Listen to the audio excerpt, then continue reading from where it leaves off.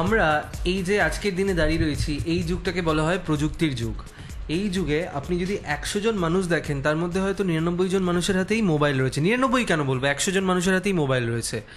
কিন্তু আমি যাদবপুর বিশ্ববিদ্যালয়ে যেহেতু এখানে রোজ আসি, বিভিন্ন মানুষের সঙ্গে পরিচয় হয়, তাদের জানার সুযোগ হয়। এই এই এই এর মাধ্যমেই আমি কিছু বিরল প্রজাতির, এই ভাষাটি ব্যবহার করছি, বিরল প্রজাতির মানুষের সঙ্গে আমার পরিচয় হয়েছিল। সেই সেই বিরল প্রজাতির মানুষরা হয়তো অবলুপ্ত হবে খুব শিগগিরই। সেই মানুষেরা বলেন যে আমি মোবাইল ব্যবহার করি না। যখন আমি জিজ্ঞাসা করেছিলাম কেন আপনারা মোবাইল ব্যবহার করেন না, তখন তারা তার জন্য বিভিন্ন কারণ বলতেন যে এই কারণেই মোবাইল ব্যবহার করি না। তখন আমি মনে মনে নিজেকে খুব জ্ঞানী ভেবে হাসতাম যে কি বোকা মানুষটা, যে মোবাইলের ব্যবহার করছে না এবং নিজেকে বলে না চোরের উপর রাগ করে মাটিতে ভাত খাচ্ছে, সেই ধরনের ব্যাপার স্যাপার। এই প্রসঙ্গটা এই জন্য বললাম এই আলোচনা অনুষ্ঠানে আজকে শুরুতে, কারণ আমি আজকের দিন এরকম বহু ধনী বিত্তবান বহু মানুষ দেখেছি যারা গাড়ির ব্যবহার করেন না এবং গাড়ির ব্যবহার মানে প্রাইভেট ভেহিকেল কেনার বিরোধিতা করেন। আমারও তাদের ক্ষেত্রেও মনে হয়েছে আবার কি বোকা বোকা সব ব্যাপার স্যাপার, অর্থ রয়েছে অথচ সুবিধা নিচ্ছেন না। আজকে আসলে আলোচনা অনুষ্ঠানে মূলত এই বিষয়টা নিয়েই আমরা কথা বলবো। আজকে আমরা আলোচনা করছি পরিবহন ব্যবস্থা ও পরিবহন ব্যবস্থার সঙ্গে পরিবেশের সম্পর্ক, এই নিয়ে। আমার সামনে যে অতিথি বসে রয়েছেন, তাকে অতিথি বললে হয়তো ঠিক বলা হবে না, যাদবপুর বিশ্ববিদ্যালয়ের এনার্জি সায়েন্স বিভাগের অধ্যাপক শ্রী তুষার যশ। এই স্যারের বলছিলাম না, কিছু মানুষ যারা গাড়ি কেনেন না, স্যারও এই ধরনের একজন মানুষই যিনি গাড়ি কেনার বিরোধী। এবার বলি, আজকে আমাদের আলোচনায় মূলত মানে আমরা প্রথমেই স্যারের থেকে যেটা জানতে চাইব, স্যার আমরা তো জানি যে মূলত যে পরিবহন ব্যবস্থা তাকে আমরা 4 ভাগে ভাগ করতে পারি: রোড, রেল, ওয়াটার এবং এয়ার। এই 4 মূলত ভাগে ভাগ করা হয়। সেক্ষেত্রে স্যার শক্তির ব্যবহার তো প্রত্যেকেই করে, শক্তি ছাড়া তো কিছুই হয় না। সেক্ষেত্রে খরচ কোন ক্ষেত্রে কীরকম একটু যদি বলেন। হ্যাঁ, নমস্কার। তুমি যেটা বললে যে মূলত 4 রকম আমাদের পরিবহন ব্যবস্থা আছে: রেলপথে বা বায়ু পরিবহন এরোপ্লেনের সাহায্যে, বা রাস্তাঘাটের ওপর দিয়ে রোড অথবা জল। তো এই সবকটা যে কোনো পরিবহন ব্যবস্থাতেই শক্তির প্রয়োজন হয় তেল লাগে, নাহলে কয়লা লাগে, নাহলে বিদ্যুৎ লাগে, কিছু একটা শক্তির প্রয়োজন হয়, জ্বালানির প্রয়োজন হয়। সেক্ষেত্রে সবচেয়ে কম শক্তি লাগে জল পরিবহনে। তারপরে রেলের ক্ষেত্রে মানে ট্রেন যে যাতায়াত করে তার শক্তির খরচ কম 2 নম্বরে। 3 নম্বরে আমাদের ওপরে ভূপৃষ্ঠের ওপর দিয়ে যে রোড ট্রান্সপোর্ট বলি আমরা তার, এবং ন্যাচারালি ওপর দিয়ে গেলে বায়ুতে এরোপ্লেনে সেখানে সব থেকে বেশি শক্তির খরচ হয় আর কি। কিন্তু সমস্যা যেটা আর কি, যে শুধু শক্তির খরচ কম বা বেশি এটা ভাবলে তো চলে না। পরিবহন ব্যবস্থাটা কেন এলো আমাদের কাছে? পরিবহন ব্যবস্থাটা এটাই যে কোনো মানুষকে বা কোনো একটা গুডস বা মালপত্রকে এক জায়গা থেকে আর এক জায়গায় দ্রুত পৌঁছে দেওয়া, এটাই পরিবহন ব্যবস্থার কাজ আর কি। একদম পিছনে ইতিহাসের দিকে যদি আমরা যাই আর কি, তাহলে দেখবো আমরা ঘোড়ার টানা গাড়ি বা গরুর গাড়ি, এটা গত শতাব্দীতে আমরাই দেখেছি আর কি, যারা আমরা একটু বয়স্ক মানুষ আর কি। তো সেগুলো আস্তে আস্তে যখন তেল মানে পেট্রোলিয়াম তেল জাতীয় চালিত ইঞ্জিন, পেট্রোল ইঞ্জিন বা ডিজেল ইঞ্জিন আবিষ্কার বা তার উন্নতির সাথে সাথে, গাড়ি তৈরির সাথে সাথে মানুষ আস্তে আস্তে ওই পুরনো পরিবহন ব্যবস্থাটাকে ত্যাগ করে এই নতুনের দিকে এলো আর কি। যে পেট্রোল চালিত বা ডিজেল চালিত গাড়ি, যেটা খুব কম সময়ে এক জায়গা থেকে আরেকটা জায়গায় নিয়ে যেতে পারে, এবং সেটা মানে রাস্তার ওপরে নির্ভর করে না অনেক সময়। রেলটা যেমনভাবে গেছে সেইভাবেই ট্রেনটা যেতে পারে। আমার বাড়ির দরজায় ট্রেন আনানো যায় না আর কি, সেটা একটা মূল কথা। কিন্তু একটা ছোট গাড়ি কিন্তু বাড়ির দরজায় নিয়ে আসা যায়। বা কিছু মালপত্র, আমি গৌহাটি থেকে একটা জিনিস সেটা আমি কলকাতায় আনতে চাইছি, ট্রেনে আনতে পারি। কিন্তু ট্রেনে আনলেও, ট্রেনে মালগাড়িতে এলেও সেটা অনেক সময় নেয়, নেমে সেটা হাওড়া স্টেশন বা শিয়ালদা স্টেশনের ইয়ার্ডে থাকলো, সেখান থেকে আবার একটা কিছুতে করে আমাকে বাড়ি বা আমার যেখানে প্রয়োজন সেখানে আনতে হয় আর কি। সেক্ষেত্রে যদি আমি রোড ট্রান্সপোর্ট একটা ট্রাকে করে নিয়ে আসি আর কি, সেটা একদম আমার জায়গা পর্যন্ত পৌঁছে দেয় আর কি। এই সুবিধাগুলো আছে, কিন্তু এই সুবিধার সাথে সাথে অন্য বিষয়গুলো দেখার আছে আর কি। যে আমাদের দেশে যে পরিবহন ব্যবস্থা ভারতবর্ষে আর কি, সেটা মানুষকে নিয়ে যাওয়া বা মালপত্র নিয়ে যাওয়া, সেটা কিন্তু মূলত আমার রোড ট্রান্সপোর্টই করে। হ্যাঁ, মানে আমাদের 47 সালে স্বাধীনতা পাওয়ার পরে যতটা রেল আমাদের বেড়েছে আর কি, মানে কিলোমিটার রেল পরিধি বেড়েছে, যত বিস্তৃত হয়েছে, বিস্তৃত হয়েছে, তার থেকে কিন্তু আমাদের রাস্তা অনেক বেশি বেড়েছে আর কি। সেটা অনেক রকম কারণ আছে, তার অনেকটা বাণিজ্যিক কারণও আছে। প্রথমত যে গাড়ি কোম্পানিগুলোর একটা প্রেশার আছে এর উপরে, যে হারে গাড়ি কোম্পানিগুলো বাড়ছে এবং নতুন নতুন গাড়ি রাস্তায় আসছে, তাদের একটা বিক্রির ব্যাপার আছে, সেগুলো সব মিলিয়ে একটা খুব একটা কমপ্লেক্স জটিল ব্যাপার আছে আর কি। এবং তার সাথে সাথে অন্য একটা বিষয় আছে, সেটা হচ্ছে এই যে গাড়ি, আমরা ছোটোবেলায় পড়তাম না, লেখাপড়া শেখে যে গাড়ি ঘোড়া চাপে সে চড়ে সে, এই যে মানুষের মনের মধ্যে যে এই যে একটা ঢুকে আছে ছোট অবচেতন মনে একটা অবচেতন, যে আমার বড় হওয়া মানেই ইনকাম করা, লেখাপড়া শেখা, ইনকাম করা, তারপর একটা গাড়ি কেনা, গাড়িতে করে ঘুরে বেড়ানো, সমাজের চোখে আমাকে বড় দেখানো, অন্য মানুষের থেকে একটু নিজেকে একটা ল্যান্ডমার্ক, একটা বেঞ্চমার্ক, অন্য মানুষ থেকে আমাকে নিজেকে সরিয়ে রাখা আর কি। এই যে কতগুলো অবচেতন জিনিস আছে, তার ফলে মানুষের অর্থনৈতিক অবস্থা উন্নতির সাথে সাথে খাবার দাবার তো বাড়াতে পারি না। আমি 200 গ্রাম চালের ভাত খাই, সেটা কিন্তু 500 গ্রাম করতে পারি না।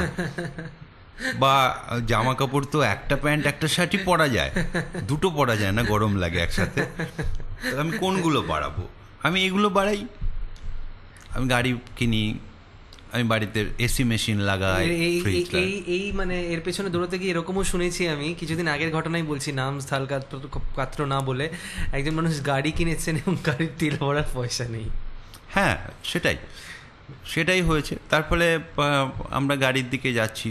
প্লাস হচ্ছে এই যে আমাদের যে খোলা অর্থনীতি যখন এলো আর কি 1991 সালের পর থেকে আর কি, তার ফলে বাজারে প্রচুর গাড়ি এলো, প্রচুর বিদেশি কোম্পানি এসছে। আগে যখন হিন্দুস্তান মোটরস ছিল, একটা গাড়ির কেনার জন্য টাকা জমা দিয়ে বছরের পর বছর অপেক্ষা করতে হতো যে গাড়িটা আসার জন্য, ডেলিভারি দেওয়ার জন্য। আজকে ফোন করলে 10 দিন পরে গাড়ি এসে যায় আর কি, তার কমেও এসে যাচ্ছে আর কি। এগুলো সব মিলিয়ে একটা প্রলোভন, মানুষকে একটা সবসময় দেখানো হচ্ছে যে তুমি এটা কিনতে পারো, তুমি এটা কিনতে পারো, এটা করে তুমি আরও দ্রুত তোমার কাজের জায়গায় পৌঁছাবে, এটা গেলে তোমার এই সুবিধা হবে। গাড়ি মানে তো স্যার হলো যে ব্যক্তিগত গাড়ি মানে তো স্যার এটাকে আমরা বলতে পারি ব্যক্তিগত পরিবহন ব্যবস্থা। আচ্ছা স্যার, যদি আমরা ওভারঅল জিনিসটাকে দেখি, সিনারিওটা, কত মানুষ মোটামুটি ব্যক্তিগত বা গণপরিবহন ব্যবস্থা ব্যবহার করেন বা এর দ্বারা উপকৃত হন? গণপরিবহন ব্যবস্থাটাই মূল আমাদের দেশে। আমাদের দেশে গাড়ির সংখ্যা কিছু কম না, ব্যক্তিগত গাড়ির সংখ্যা কিন্তু ভালো। আমাদের দেশের সমস্যা হচ্ছে 70% মানুষ, বেশি মানুষ গ্রামে বাস করে, এবং 80% গ্রাম ভারতবর্ষের। হ্যাঁ, এবং গ্রামের মানুষের অর্থনৈতিক অবস্থা শহরের মানুষ থেকে চিরদিনই খারাপ থাকে, এবং গ্রামের মানুষ এই সুযোগ সুবিধাগুলো নিতে পারে না অর্থনৈতিক কারণে। সুতরাং শহরের মানুষ শুধু ধরলে গাড়ির সংখ্যা কিন্তু খুব কম না আমাদের, ব্যক্তিগত গাড়ির সংখ্যা। কিন্তু তা সত্ত্বেও আর কি গণপরিবহন ব্যবস্থাই বেশি, কারণ একটা বাস 50 জন 60 জন মানুষ নিয়ে যায়। আমরা লক্ষ্য করে দেখবো একটা ব্যক্তিগত গাড়ি রাস্তায় যখন চলে, বেশিরভাগ সময় ড্রাইভারকে নিয়ে 2 জন মানুষ যায় আর কি। গাড়িটা হয়তো 4 জনকে নিয়ে যেতে পারে, তো সেটা ব্যাপার না আর কি। ব্যক্তিগত গাড়িতে কম মানুষ যাতায়াত করে, গণপরিবহন ব্যবস্থাতেই বেশি যায়, এবং তার সুবিধা আছে এই জন্য আর কি, যে আমরা সারাক্ষণ দেখি না যে গাড়ি কোম্পানিগুলো ব্যক্তিগত ছোট গাড়িগুলো বলে যে এখন দেখাচ্ছে 25 কিলোমিটার পার লিটার, 25 kmpl বলে আর কি, যে 1 লিটার, হ্যাঁ 1 লিটার তেলে 25 কিলোমিটার যাবে আর কি। তো এটা ভালো জিনিস, এই যে শক্তির সংরক্ষণ করা হয়েছে, যে একটা গাড়ি আগে 10-12 কিলোমিটার যেত লিটারে, সেটা এখন 20-25 কিলোমিটার যাচ্ছে আর কি, সেটা ভালো। কিন্তু এটাই একমাত্র জিনিস না আর কি, এই গাড়িটা কতজন মানুষকে নিয়ে যাচ্ছে সেটা আবার ইম্পর্টেন্ট, ভীষণই গুরুত্বপূর্ণ। একটা বাস সে হয়তো অনেক বেশি তেল খায়, 8 কিলোমিটার যায় 1 লিটার ডিজেলে, কিন্তু সে 60 জন মানুষকে বয়ে নিয়ে যাচ্ছে। আমি হয়তো 6 টাকা কি 8 টাকা দিলাম, আমি ধর্মজলা চলে গেলাম 100 লোকের সাথে, সেটা গেল, কিন্তু মাথা পিছু খরচটা কমে গেল। মানে আমরা যেটা পরিবহন ব্যবস্থার ক্ষেত্রে যেটাকে সূচক হিসাবে ধরি আর কি, সেটা কিন্তু মাইলেজ না। মানে 1 কিলোমিটারে 1 লিটারে তেলে আমার কত কিলোমিটার গেল সেটা না, কিন্তু আমরা সূচক হিসাবে ধরি যে একটা মানুষকে 1 কিলোমিটার নিয়ে যেতে কত তেল লাগছে, litre per passenger per kilometre. সুতরাং অবভিয়াসলি যে আমার মাইলেজটা ইম্পর্ট্যান্ট, যে কত কিলোমিটার যাচ্ছে 1 লিটারে, কিন্তু তাকে আবার প্যাসেঞ্জারের সংখ্যা দিয়ে ভাগ করা হবে। সুতরাং সূচকেরটা আমার ভালো বড় গাড়ির ক্ষেত্রে, যেগুলো গণপরিবহনে, সেটা হয়তো 8 কিলোমিটার যায় 1 লিটার ডিজেলে, কিন্তু সেটা 50 জন বা 60 জনকে নিয়ে যায়। তার ফলে আমার 1 কিলোমিটার যেতে একটা মানুষকে নিয়ে যেতে কত তেল লাগছে সেটা তো 50 দিয়ে ভাগ হবে। কিন্তু ছোটো গাড়ি যেটা 25 কিলোমিটার যাচ্ছে, ধরে নিলাম 25 কিলোমিটার যাচ্ছে, যায় না, 18-15 এরকম যায় আর কি, খুব ভালো গাড়ি, কিন্তু সেখানে আমি 4 দিয়ে ভাগ করলাম, ম্যাক্সিমাম আমি 4 জন লোক যেতে পারছি। সুতরাং এটা অপচয়, এটা অপচয়। এবং আরেকটা জিনিস আছে যেখানে যে কিছু করার নেই তা না, গণতান্ত্রিক দেশের মানুষ আমরা সৎপথে ইনকাম করে গাড়ি কিনতেই পারি, কারো কিছু বলার নেই, কিনতে পারি গাড়ি। আমি একটা গাড়ি কিনলাম ব্যক্তিগত ব্যবহারের জন্য, গাড়িটা নিয়ে আসলাম, বাড়িতে রেখে দিলাম গ্যারেজে, তখনও পর্যন্ত কারোর কিছু বলার নেই। কিন্তু আমি যখন গাড়িটা রাস্তাতে নামালাম, গাড়িটা রাস্তায় চলতে গেলে তেল পুড়বে, তেল মানে পেট্রোল বা ডিজেল যাই হোক, এবং এই জ্বালানি পোড়ালেই দূষণ হবে, গাড়ির ধোঁয়ার মাধ্যমে বিভিন্ন রকমের জিনিস, carbon dioxide, carbon monoxide, nitrogen oxide, suspended particulates, এগুলো সব আমরা বাতাসে দেব। তখন কিন্তু আমার বলার আছে, আমার বক্তব্য আছে, আমার অবজেকশন আছে, আর একটা মানুষের অবজেকশন আছে। একটা ছোটবেলায় অ্যাড দেখেছিলাম, আপনার ধোঁয়াটা আপনার কাছেই রাখুন। হ্যাঁ, কারণ এই যে গাড়িতে চাপছে সেও যেমন এটাকে সহ্য করতে হচ্ছে, তার নিঃশ্বাসে নিতে হচ্ছে, যে গাড়ি নেই তাকেও কিন্তু এটাকে নিতে হচ্ছে আর কি। সেক্ষেত্রে কিন্তু আমার ব্যক্তিগত অবজেকশন রয়েছে আর কি। এই প্রসঙ্গে বলি, যারা গাড়িতে এই অনুষ্ঠানে এই মুহূর্তে শুনছেন, গাড়ি থেকে নেমে যাবেন না দয়া করে, কিংবা গাড়ির ড্রাইভারকে বলবেন না যে গাড়ির চ্যানেলটা চেঞ্জ করে দিতে। এই নিয়ে আমরা আরও বিস্তারিত কথা বলবো। আপনারা শুনছেন একটি বিশেষ আলোচনা, যেখানে আজকে আমরা কথা বলছি পরিবহন ব্যবস্থা এবং পরিবেশ এর সম্পর্ক নিয়ে। আমাদের সঙ্গে অতিথি হিসাবে রয়েছেন আমাদের যাদবপুর বিশ্ববিদ্যালয়ের অধ্যাপক শ্রী তুষার যশ। আমার নাম টিনটিন।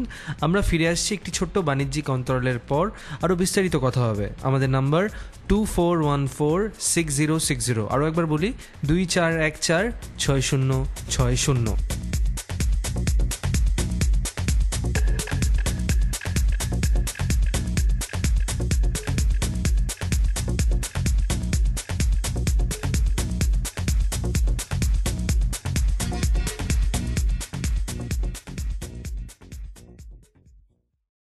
আমি মলয় রায় বলছি। অধ্যাপনা করতাম, এখন প্রায় 13 বছর ধরে অবসর জীবন যাপন করছি। জেইউ রেডিওতে এসে আমি আমার সৃষ্টিশীলতার কিছুটা অংশ প্রকাশ করতে পারছি দেখে আমার নিজেরই খুব আনন্দ লাগছে।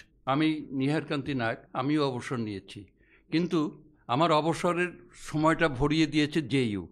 সেখানে আমার যা ইচ্ছে, মনের স্বাদ, সেগুলো পূরণ করি। নাটক, গল্প এবং বিভিন্ন রকম অনুষ্ঠানের মধ্য দিয়ে আমার সময়টা দারুণ কাটছে, বলে বোঝাতে পারছি না আপনাদের। আমি বিন্দ্রে বলছি। সারা জীবন কেন্দ্রীয় সরকারি চাকরি করে একঘেয়েমিপনা পেয়ে বসেছিল। তারপরে যখন অবসর গ্রহণ করলাম, তখন একটা মাথায় এলো যে কীভাবে সময় কাটবে এবারে। কিন্তু তো এখন এই জেইউ যাদবপুর বিশ্ববিদ্যালয়ের যে রেডিও স্টেশন, এখানে একটা খোঁজ পেয়ে এখানে এসে আমার স্বতঃস্ফূর্ত হয়ে আমি কাজ করছি এবং এখানে একটা আলাদা জীবন দেখলাম। এখানে এত উৎসাহ ভরে কাজ করা যায় এবং নিজেও করা যায়, এবং এখানে যারা রয়েছেন তারাও এত বন্ধু ভাবাপন্ন হয়ে সবার সঙ্গে মিশে সবাইকে উৎসাহ দিয়ে এমনভাবে আপন করে নেয়, সে সত্যি বলবার নয়। আমার জীবনে এটা একটা নতুন দিক খুলে গেছে। আমি রমা নাগ, রিটায়ার করেছি। রিটায়ার করার পরে আমার সংসারে একটু ভালো লাগতো না। তখন আমি ভাবলাম যে আমি যা করতে চাই বা আমার যা ইচ্ছে মনের, সেগুলো তো পূরণ হচ্ছে না। তখন আমি সেখান থেকে সরে গিয়ে আমি এই জেইউর রেডিও স্টেশনের সন্ধান পেলাম। এখানে এসে আমার খুব ভালো লাগলো। আমি বারবার আসি, আবৃত্তি করি, নাটক করি। আপনারাও আসুন, আপনাদেরও খুব ভালো লাগবে। আমি অমিত চক্রবর্তী বলছি। সারা দিন কাজের মধ্যে থাকতাম, হঠাৎ বাড়িতে এসে দেখলাম যে আমি বড় একা। সারা দিন যেন মনে হচ্ছে একটা কি করব ভাব, বলে প্রকাশ করা যাবে না। এবং এত কাজের মধ্যে থেকে সারাদিন যে সময় পায় না, তার যখন কোনো কাজ নেই, যখন ইনভ্যালিড মনে হতো নিজেকে। হঠাৎ একদিন আমি শুনলাম যে জেইউতে একটা রেডিও স্টেশন করেছে, ওরা আমাদের এই অঞ্চলের লোকদের কাজ করবার জন্য ডাকছে। আজকাল কিন্তু আমি আর ওদের বলি না, বলি আমার কাজ করার লোকের জায়গায়, এবং আমি বলি যে আপনারা আসুন, এখানে এসে কাজ করুন। আমি নতুন করে আমার জীবনটাকে আবার শুরু করেছি। তা আমিও চাই যে আপনারাও আসুন, নতুন করে একটা জীবন খুঁজে পান। আর একটা কথা বলি, ভালো করে মন দিয়ে শুনুন, বয়স কিন্তু কখনোই প্রতিবন্ধকতা হয় না, মনের জোরটাই আসল। মনকে রঙিন রাখুন। বন্ধুরা, আজকের এই বিশ্বায়নের যুগে আমরা প্রত্যেকের থেকে বিচ্ছিন্ন হয়ে যাচ্ছি, ক্রমশ দূরে চলে যাচ্ছি। আমাদের এমন একটা প্ল্যাটফর্মের প্রয়োজন যেখানে আমরা প্রত্যেকে একসাথে জড়ো হই, সৃষ্টি সুখের উল্লাসে মেতে উঠি। বন্ধুরা, আসুন, নিজের জন্য কিছু করি, অপরের জন্য কিছু করি, এই অঞ্চলের মানুষের জন্য কিছু করি। মনে রাখবেন, আমরা যাদবপুর বিশ্ববিদ্যালয় কমিউনিটি রেডিও স্টেশন, আমাদের আসল শক্তি কিন্তু আপনি। তাই আমাদের এই টিমে আপনিও আসুন, এই পরিবারকে আরও বড় করে তুলুন। তাই আপনিও যোগ দিন আমাদের রেডিওতে। আমাদের নাম্বার 24146060। আমি আবার বলছি 24146060। শহরটা এই গোলক ধাঁধায় আঁধার হলো মন। নমস্কার, আমি Arindam Ganguly, community radio Jadavpur university 90.8 megahertz থেকে অনেক কিছু সোশ্যাল ইস্যুস যেগুলো আমাদের হয়তো নজরে পড়ে না, সেইগুলোর সম্বন্ধে এরা শ্রোতাদের দৃষ্টি আকর্ষণ করে। সর্বোপরি এরা বাচ্চাদের নিয়ে অনুষ্ঠান করে, যেটা খুব ইন্টারেস্টিং, কারণ বাচ্চারা কিন্তু এখনও বলবো এত চ্যানেলের রমরমা, এত কিছু রেডিও, যেসব নতুন নতুন প্রতিভা, তাদের প্রতিভার উন্মেষ হয়তো ঘটাতে পারে না সঠিক যোগাযোগের অভাবে, এরা তাদের সুযোগ দেয়। Jadavpur university community radio 90.8 megahertz এর নিয়মিত শ্রোতা কিন্তু আমিও। আপনারাও নিয়মিত শ্রোতা হয়ে যান, আপনারাও শুনুন আর এদের উৎসাহ দিন। You are listening to Community Radio JU at 90.8 MHz. The radio station is a part of the Technical Education Quality Improvement Program of Jadavpur University. This station is dedicated to alternative programs to serve various community needs.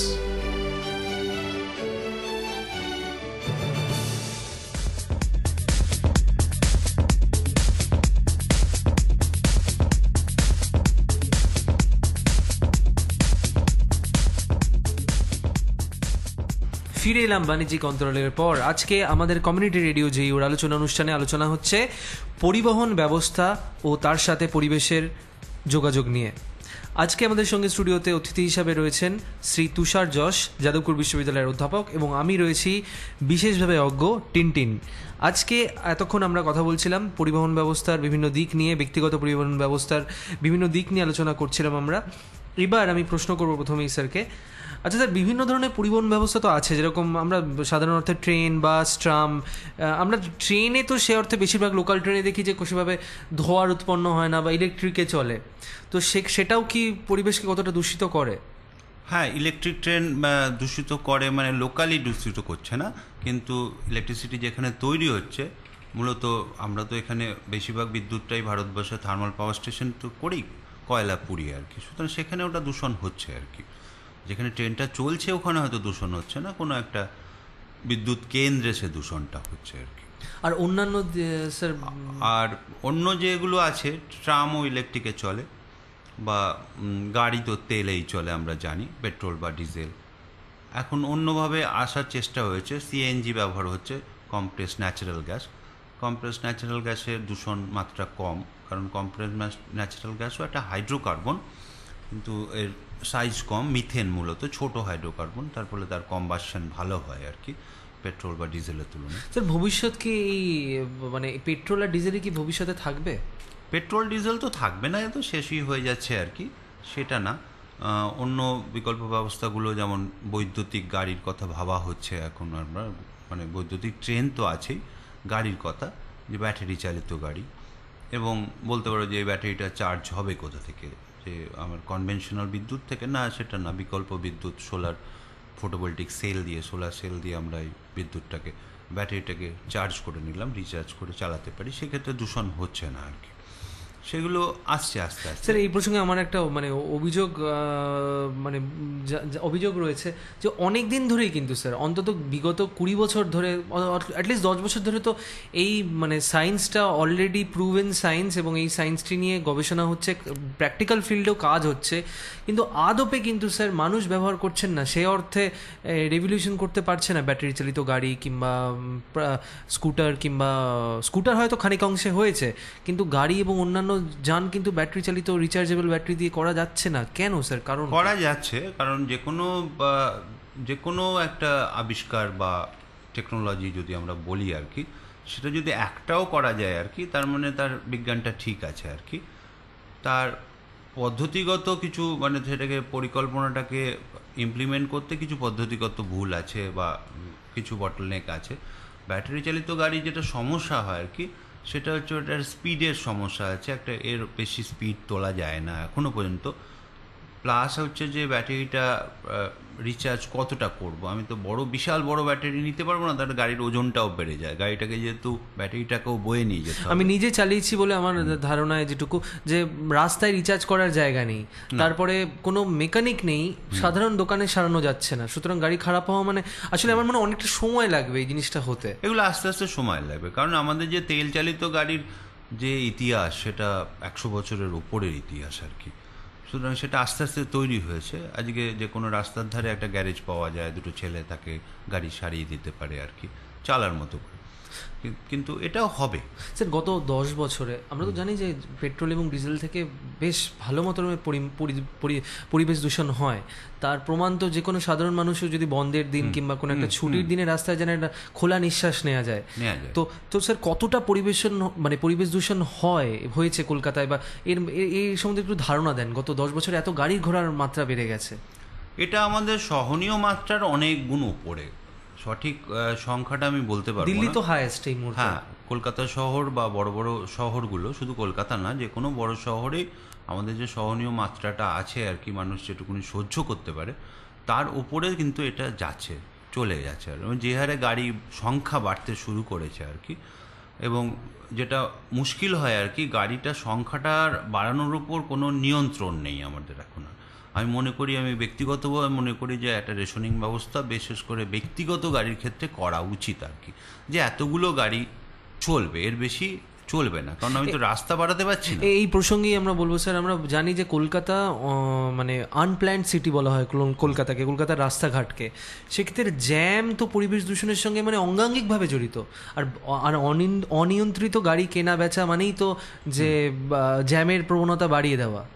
হ্যাঁ, যেটা হচ্ছে গাড়ির মানে আমি যদি তেল চালিত গাড়ির কথা ভাবি আর কি, বা যে কোনো ইঞ্জিন আর কি, সেটা একটা নির্দিষ্ট একটা স্পিডে সেটা সবচেয়ে সাশ্রয়কর হয়, শক্তির দিক দিয়ে কম তেল খাবে। সেটা হচ্ছে আমার 50 থেকে 60 কিলোমিটার পার আওয়ারের যে স্পিড আর কি, সেটা হচ্ছে সবচেয়ে ভালো জায়গায়। সেই জায়গাটায় যদি আমি গাড়িটা চালাতে পারি, সেটা সব থেকে কম তেল খাবে। তার মানে কম তেল খাওয়া মানে হচ্ছে আমার যে এক্সস্ট পাইপে কম দূষণ, বেরোনো, কম ভালোভাবে জ্বলবে তেলটা এবং কম দূষণ হবে আর কি। এবং এই যে স্পিডটা রাখতে গেলে আমাকে প্রথমত আমার রাস্তাঘাট ভালো করতে হবে, দ্বিতীয়ত আমাকে জ্যাম কমাতে হবে, গাড়ির সংখ্যা কমাতে হবে। কিন্তু রাস্তাঘাট তো আমরা নিজেদের ইচ্ছা মতো বাড়িয়ে ফেলতে পারি না আর কি, তার অনেক সমস্যা আছে, এর কম্পিটিশন আছে। এগ্রিকালচারাল ল্যান্ডের সাথে কম্পিটিশন আছে, বিভিন্ন রকম বাড়িঘরের সাথে কম্পিটিশন আছে, সুতরাং আমরা বাড়াতে পারি না। সুতরাং আমাকে গাড়ির সংখ্যাটাকে নিয়ন্ত্রিত করতেই হবে আর কি, এবং এটা করা উচিত। স্যার, আমরা তো জানি সে অর্থে সরকারি ক্ষেত্রে সেরকম কোনো আইন কিংবা কোনো বিধিনিষেধ সেভাবে নেই যে আমি গাড়ি কিনতে পারবো কি পারবো না, আমি কিনতে পারি পয়সা থাকলে। তো সেক্ষেত্রে আমরা সাধারণ মানুষ আমাদের করণীয় কি, অ্যাটলিস্ট আমাদের পরবর্তী প্রজন্মের মানুষের জন্য একটা সুস্থ পৃথিবী দেওয়া কিংবা নিজেরাই সুস্থভাবে বেঁচে থাকার জন্য আমাদের করণীয় কি? পরিবহন ব্যবস্থাও ব্যবহার করলাম, আবার যতটা কম সম্ভব আমি পরিবেশ দূষণ করলাম। আমাদের একটাই করণীয় যে আমাদের চাহিদাটাকে কমানো, মূলত সামগ্রিকভাবে চাহিদা কমানো। যেটুকুনি জায়গা আমি হেঁটে যেতে পারি সেটুকুনি আমি হেঁটেই যাব, বা আমরা পাবলিক ট্রান্সপোর্ট সিস্টেম ব্যবহার করব। বড় শহরে বলা খুব সোজা, কিন্তু এখানে তো সাইকেল ব্যবহার করা যায় না, এটা আদৌ সেফ না আর কি। কলকাতা শহরে যেটুকুনি রাস্তা সেটা বাইসাইকেল দিয়ে চলে যাওয়া যায় একটা মানুষ অফিসের। আমি দেখেছি স্যার, গ্রামে বর্ধমান, বাঁকুড়া এসব অঞ্চলে মানুষ 3 কিলোমিটার হেঁটে যান, হেঁটে যায়, সাইকেলে যায়। সুতরাং সেটা এখানে যেহেতু এত কনজেস্টেড, এত গাড়ি ঘোড়া, এখানে সেফ না আদৌ।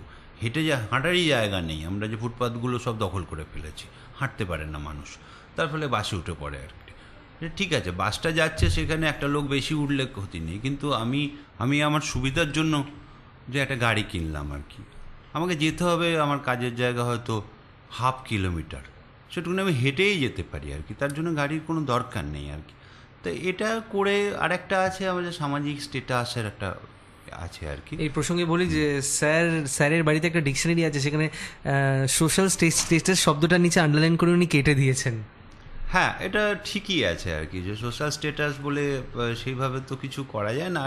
আর একটা জিনিস আছে যে আমরা এই স্ট্যাটাস, যে আমি পাবলিক ট্রান্সপোর্টটাকে বাদ দিয়ে আমি একটা পার্সোনাল গাড়িতে যাচ্ছি, ড্রাইভার চালাচ্ছে, আমি পিছনে বসে আছি, একা মানুষ, সেখানে কি আমি নিজেকে হারালাম না? একটা বাসে গেলে আরও 10টা মানুষ অনেক রকম কথা বলছে, তাদের কাছে কিছুটা জানার আছে, কিছুটা শেখার আছে, কিছুটা দেওয়ার আছে, এই আলাদা করে নিয়ে আমার কি লাভ আর কি। আসলে এই বিষয়টা নিয়ে কথা বলার সময় যে এইভাবেই অনুষ্ঠানে শেষ হবে সব ভাবতেও পারিনি।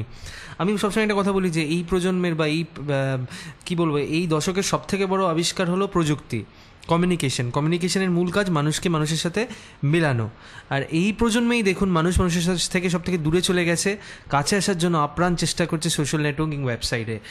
সেই তথ্যটি কিংবা সেই ফর্মালিটি আরও একবার প্রমাণ হলো এই স্যারের কথার মাধ্যমে, যে এই প্রজন্মের মানুষ দেখুন সবার সঙ্গে মিলতে চাইছে একদিকে, আবার একদিকে মানুষ নিজেকে আলাদা করতে চাইছে। তো আমরা এই অনুষ্ঠানের মাধ্যমে বুঝতে পারলাম যে ব্যক্তিগত পরিবহন ব্যবস্থার যতটা আমরা এর ব্যবহার কমাতে পারবো ততটাই ভালো। অ্যাটলিস্ট পরিবেশের দৃষ্টিকোণ থেকে তো অবশ্যই, এবং পরিবেশ মানেই তো আমরা। আমাদের এই অনুষ্ঠান কেমন লাগলো আমাদের জানান 24146060। আবার বলছি 24146060 এই নাম্বারে। আরও বিভিন্ন দিক ছিল যেগুলো নিয়ে হয়তো আজকে খুব বেশি আলোচনা করা গেল না, আমরা দুঃখিত এবং আমরা মার্জনা চাইছি, কিন্তু অবশ্যই এই বিষয়ে আরও বিস্তারিত কথা বলবো, বিভিন্ন দিক রয়েছে এই বিষয়ের অন্য কোনো দিন। ধন্যবাদ। আমি ছিলাম আপনাদের সঙ্গে টিনটিন, আমাদের সঙ্গে ছিলেন যাদবপুর বিশ্ববিদ্যালয়ের অধ্যাপক শ্রী তুষার যশ।